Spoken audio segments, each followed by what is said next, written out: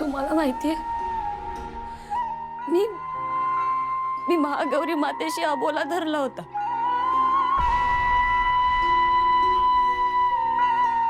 जोपर्यंत मला माझी ताई भेटत नाही तोपर्यंत मी तुझं तोंडही बघणार नाही याचा वाद घालत होते मी तिच्याशी। मला माझी ताई भेटली,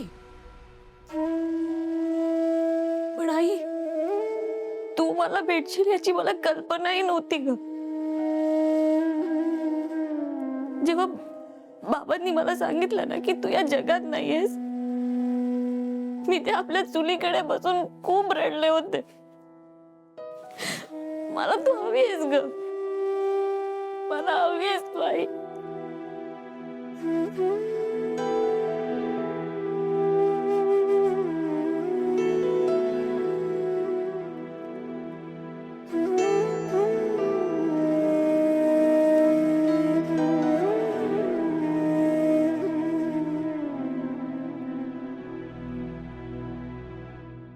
मला समजतंय मीरा,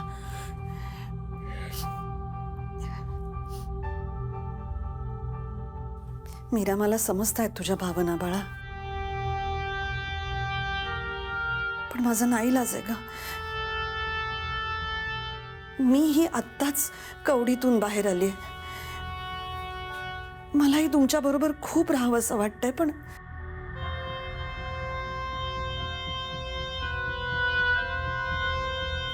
लहानपणी मला तुझे हट्ट पुरवायचे होते। मला माझ्या मुलींना मोठं होताना बघायचं होतं, पण नशिबाने हेही सुख माझ्यापासून हिरावून घेतलं। आईला आपल्या मुलीकडे वसा द्यायचा असतो, स्त्रीत्व तिच्यात रुजवण्याचा प्रयत्न करायचा असतो, पण मला हे काहीच नाही करता आलं। आज मी जेव्हा वेदाकडे बघते ना तेव्हा मला असं खूप वाटतं की तिला घट्ट जवळ घ्यावं, तिच्याबरोबर खूप खेळावं, पण मला तेही शक्य नाहीये। आत्मा म्हणून जगणं जितकं सहज वाटतं ना तितकंच ते त्रासदायक असतं। पदोपदी अपूर्णतेची जाणीव होत राहते आणि म्हणून मुक्ती मिळणं अत्यंत गरजेचं आहे। आई